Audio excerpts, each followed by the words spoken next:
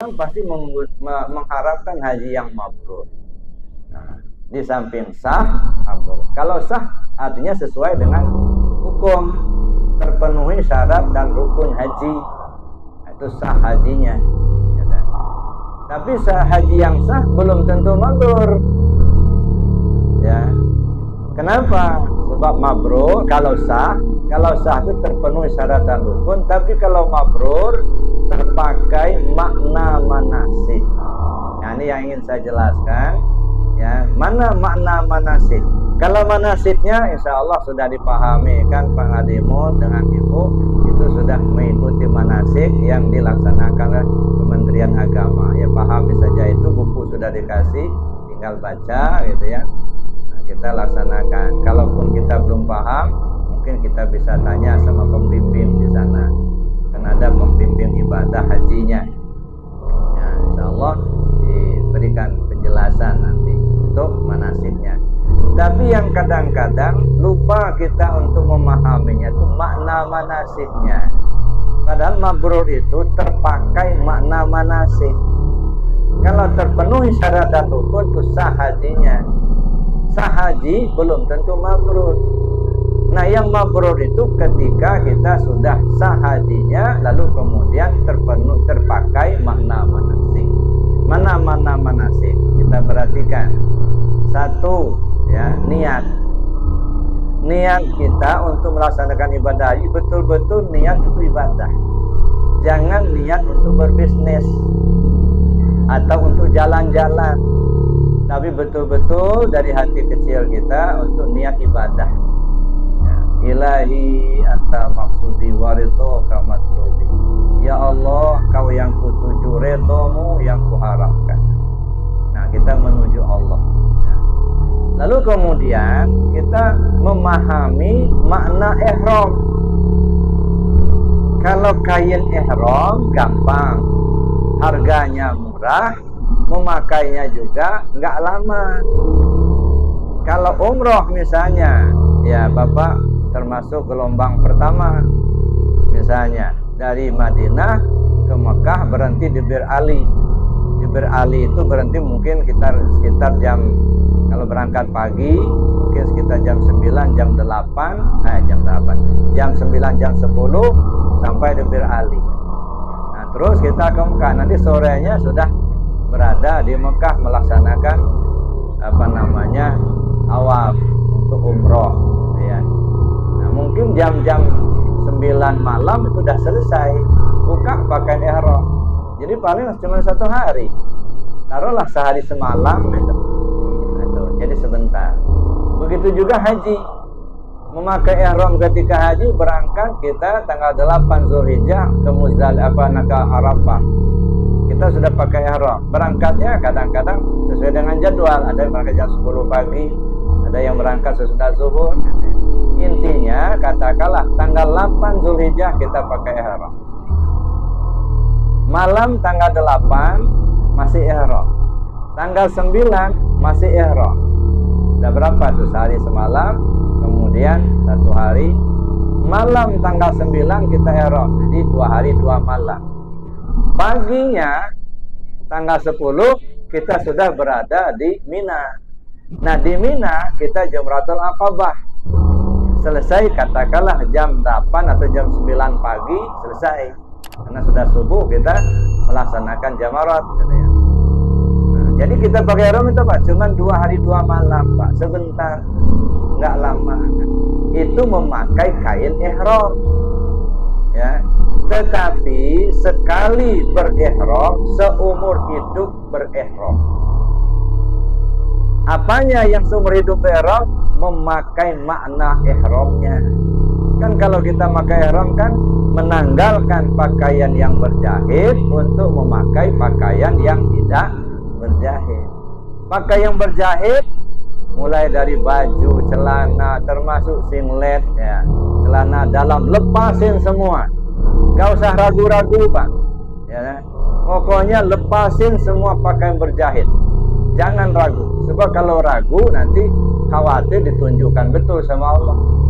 Saya waktu umroh tahun 2013, ya, membimbing jamaah umroh waktu itu. Jadi ada salah seorang jamaah, Buya katanya, kan nggak boleh memakai pakaian yang berjahit. Ya, saya bilang, bagaimana kalau kita pakai cawat aja? Nah, kita robek kain, nggak usah dijadikan ke sini. Kenapa? Saya bilang, nah kalau kedodoran gimana katanya? Udahlah, nggak usah direkayasa. Saya bilang, pokoknya aturan, lepaskan semua pakaian berjahit, nggak usah pakai cawat-cawat, nggak usah. Pakai saja 2 helai kain yang tidak berjahit. Yang satu menutupi bagian bawah, yang satu menutup bagian atas. Udah yakin aja itu. Tapi kena ragu-ragu terus, berulang-ulang ditanya, gimana Buya? Katanya kalau kita, ya itu tadi, dan pakai cawat aja. Jangan, saya bilang. Nah, kena ragu-ragu, sampailah kami ke Madinah ceritanya waktu umrah. Nah, dari Madinah pergilah kami ke Mekah. Sampai di Mekah itu sudah malam, Pak. Ya, sekitar jam 10. Ya. Turunlah dari maktab itu, ya, mau ke haram dalam posisi masih pakai ihram. Ya. Jadi turun dari maktab mau melaksanakan tawaf, ya, umroh gitu ya. Jadi pas yang turun dari maktab itu dia sendiri yang turun duluan, sudah di halaman maktab itu. Kemudian begitu saya turun, nggak tahunya turun semua pakaiannya, telanjang bulat. Untung hanya saya yang melihat gitu. Langsung cepat. Ya dah. Nah ini, karena Bapak ragu-ragu, kan saya sudah bilang dari tanah air, dari Lampung sudah saya kasih tahu, nggak usah ragu-ragu, ini aturan, yakin saja. Nah, kena ragu-ragu terus, ya itu Allah pertunjukkan betul, melorot Pak. Ya, ini turun, ini sudah turun. Masya Allah, untung malam dan nggak ada orang lain selain saya. Nah, makanya jangan ragu-ragu, udah lepaskan saja semua pakai yang berjahit dan dipakai yang tidak berjahit, itu kain. Maknanya apa? Tanggalkan semua pakaian yang berjahit, artinya apa? Sifat-sifat kehambaan. Itu yang dilepas. Iri, dengki, hasud, itu pemarah, itu lepasin semua itu. Dendam, itu pakaian kehamba, itulah pakaian yang berjahit.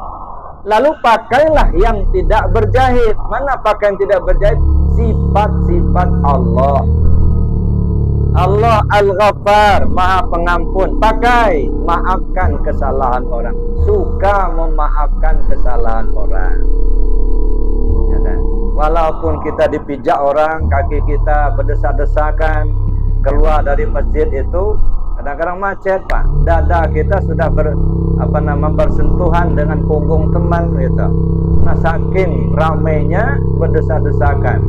Kadang-kadang ya namanya orang banyak Pak. Kaki kita dipijak orang, sakit memang. Nah, jangan ngebalas, sabar. Ya kan? Kenapa? Karena kita haji itu riyadhah Pak. Lagi berlatih. Ya, kita riyadhah.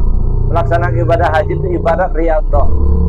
Nah, sebanyak manusia seperti ini, kok kaki kita sendiri yang kena pijak? Kenapa kaki orang lain tidak kena pijak? Nah, berarti Allah lagi memuji kita. Jangan pula sikunya bermain, gitu ya. Ini karena kakinya dipijak, lalu memijak kaki orang pula, itu tidak boleh. Sabar. Itu satu. Jadi Allah Al-Ghaffar, Maha Pengampun. Nah, kita pakai suka memaafkan kesalahan orang. Allah Ar-Rahman, Maha Pengasih. Nah, kita pakai suka nolong orang, suka memberi, gitu ya. Entah ada ketemu orang kesasar, gitu, bisa kita tolong. Mungkin hanya sekedar mengambilkan pakaian dia di kamar mandi, nolong, pokoknya nolong lah. Suka memberi pertolongan kepada siapapun, ya, nah. Suka memberi, karena Allah Maha Pengasih Pak. Allah Ar-Rahim, Allah Maha Penyayang. Nah, kita pakai itu, sayang kepada semua makhluk Allah, nggak ada kebencian. Entahlah dia orang Indonesia, entah orang Arab, orang Negro, orang mana saja. Kadang-kadang warna kulit macam-macam Pak. Mendingan kalau kita sehitam-hitam kita zaman sekarang, yang ada sekarang ini, belum sehitam orang yang ada di Negro Pak. Di negro itu ya kalau kita perhatikan yang putih cuma gigi. Bukan sawo matang lagi, hitam benar. Nah, bagaimana kita melihat itu? Ada kebencian apa tidak? Sayang nggak dengan mereka? Nah, jangan ada kebencian kepada siapapun. Kenapa? Allah Maha Penyayang.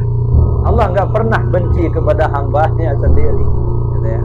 Allah Maha Penyayang. Walaupun hamba itu bermaksiat sama Allah, nggak pernah ibadah, kerjanya maling saja, apa langsung dihukum dan dicabut nyawanya? Enggak, dikasih mau rezeki dengan maling dapat, kan gitu kan.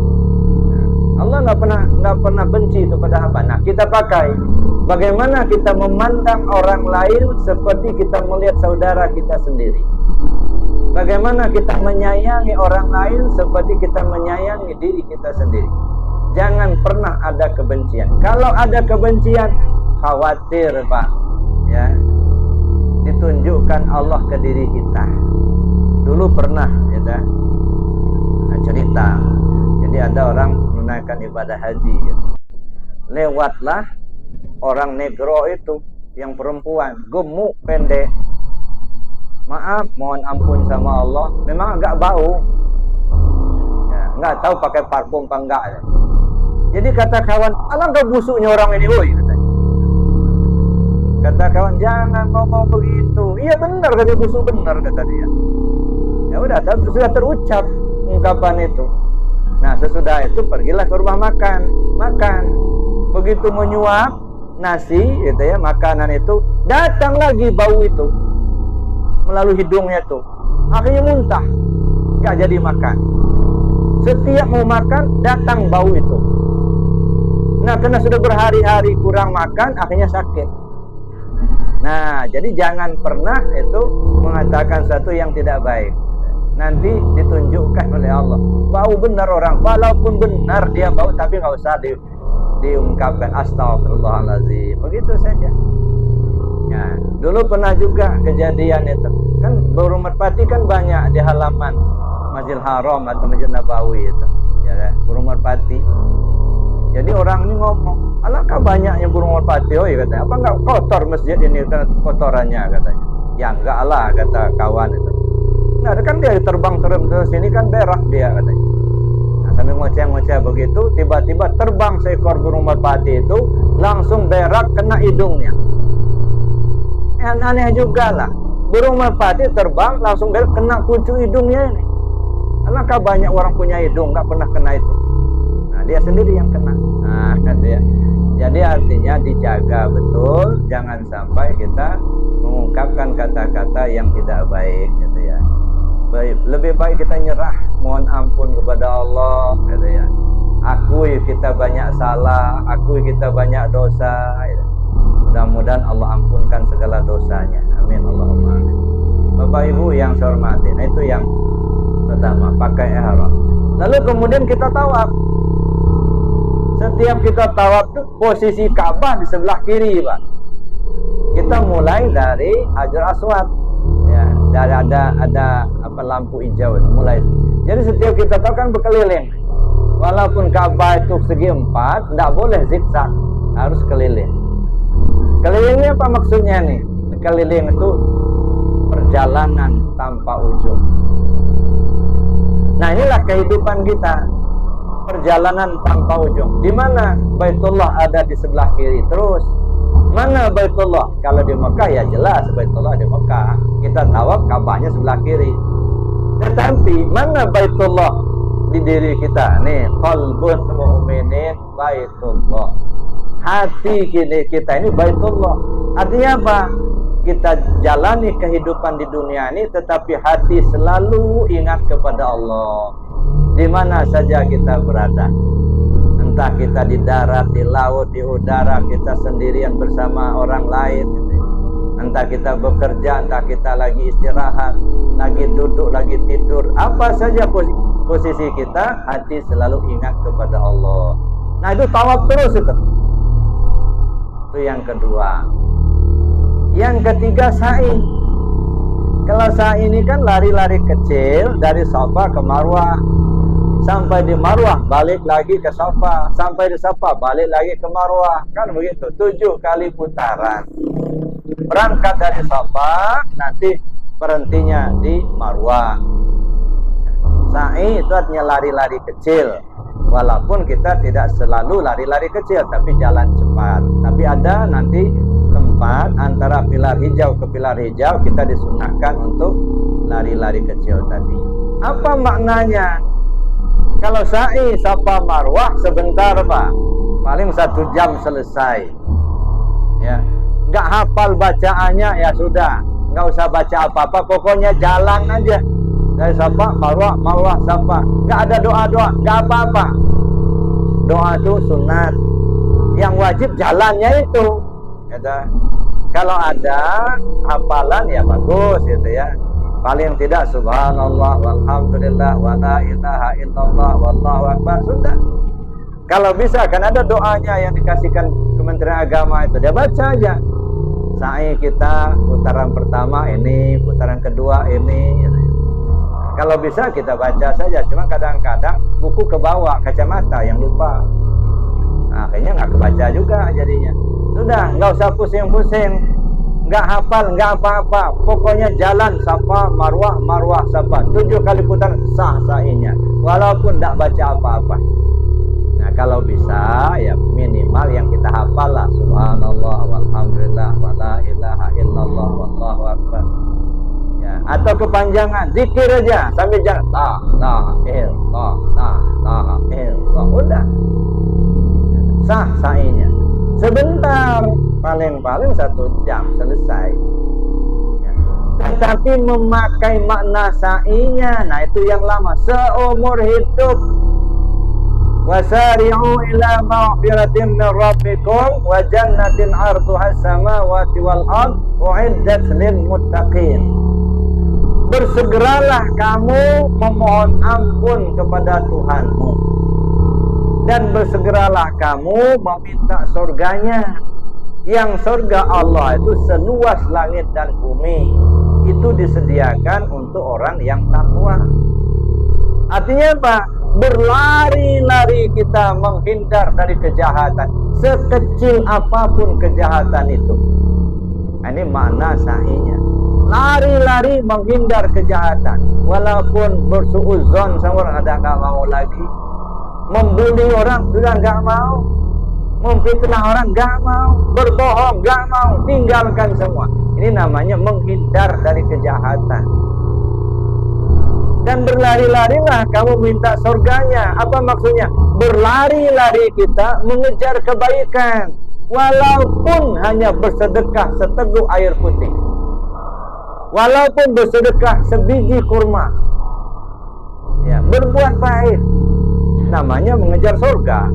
Ya, berlari-larilah kamu untuk meminta surganya, yang surga Allah itu seluas langit dan bumi. Maksudnya apa? Kesempatan berbuat baik terbuka lebar. Nggak mesti harus bersedekah uang banyak, nggak, syukur kalau ada. Ya, tapi sekecil apapun perbuatan baik, saya katakan tadi, walaupun hanya bersedekah seteguk air putih, walaupun bersedekah sebiji kurma. Kadang-kadang kita punya minyak wangi misalnya, bawa di kantong, ada teman kita diusapkan, dia senang, berbuat baik. Jadi artinya berlari-lari minta surga itu artinya laksanakan perbuatan sekecil apapun, perbuatan baik untuk orang lain. Nah terus menerus, nah ini seumur hidup Pak. Maka sebenarnya tadi, sekali haji seumur hidup haji, sekali tawaf seumur hidup tawaf, sekali sa'i seumur hidup sa'i. Makna sa'inya yang dipakai. Kalau sa'inya di sana sudah selesai, maknanya berlari-lari kita menghindar dari kejahatan, dan berlari-lari kita mengejar kebaikan, sekecil apapun kebaikan itu. Itu yang berapa tuh? Yang ketiga.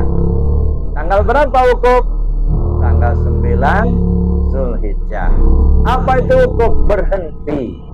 Apa itu Arafah? Ma'rifat kepada Allah. Nah, jadi kita berusaha untuk ma'rifat kepada Allah, mengenal Allah dengan sempurna. Setelah kita kenal, tahu persis dengan Allah, berhentilah di situ, pakai seumur hidup. Itulah pakaian hidup tompangan mati. Jangan bergeser lagi. Maka perlu kita belajar kepada mereka yang ahlinya. Kan saya bilang, ada orang yang haji secara syariat dan ada orang yang haji secara hakikat. Kalau haji secara syariat, tubuhnya dibawa ke tanah suci, berangkat ke sana, pulang haji Pak Haji kata orang. Sah hajinya kita sudah melaksanakan syariat. Ya, tapi haji secara hakikat, ruhaniyah kita kembali kepada Allah walaupun belum mati. Tapi kita sudah kembali kepada Allah. Artinya apa? Kita sudah ma'rifat, mengenal Allah dan jadi pakaian. Ya, maka diperlukan kita untuk mengkaji lebih jauh supaya kita tahu betul dengan Allah yang kita sembah. Nah, jadi berhentilah di padang Arafah, wukuf di padang Arafah. Artinya berhenti kepada Allah di alam ma'rifat. Nah, itu seumur hidup dipakai.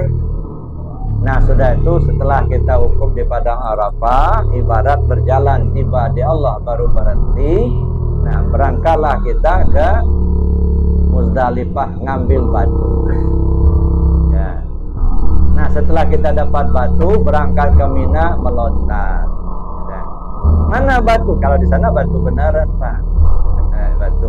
Cuman hati-hati juga Pak Madimun sama Ibu Maimunah kalau ngambil batu di sana, jangan setiap yang keras itu diambil. Kotoran onta kalau sudah kering keras juga. Nah, nggak sah nanti dipakai untuk melempar, gitu ya. Tahu betul, ini batu, gitu ya. Nah, kalau ngambil batu di sana, ya harus pasti, makanya kalau bisa bawa senter lah, yang senter kecil itu aja. Nah, karena kadang-kadang nggak kelihatan, karena mungkin ada tertutup, gelap, gitu ya. Ya. Nah, sampai kita di Mina melontar. Yang kita lontar itu ada sumur, Pak. Jumratul Ula, Usnu, Aqabah, kan begitu. 3 kali. Nah, itu napak tilas apa yang dulu pernah dilakukan oleh Nabi Ibrahim alaihissalam ketika akan menyembelih putranya Ismail alaihissalam. Digoda oleh iblis, lalu oleh Ibrahim dilempar sama batu. Iblis menggoda Ismail, akhirnya dilempar sama Ismail. Iblis tadi sama batu. Ngagoda Siti Hajar, oleh Siti Hajar dilempar pula iblis tadi sama batu. Itu napak tilas itu. Intinya apa? Menghindarkan diri dari godaan iblis, ya. Nah, jadi kita disyariatkan itu melontar pakai batu aja 7 ya sudah, nggak usah dilebihin. Ini batu kita masih banyak, mulai dilemparin semua, nggak usah. Kadang-kadang saking marahnya begitu sama iblis, begitu habis batu sendalnya dilempar, nggak usah. Nanti iblisnya ketawa nanti, ya, lu lempar gua pakai sendal, gua ada di hatimu, katanya. Sudah ketawa iblisnya itu tadi. Nah, jadi Bapak Ibu yang saya hormati, jadi artinya kalau sudah kita wukuf di Arafah, nah kita artinya sudah berada di puncak.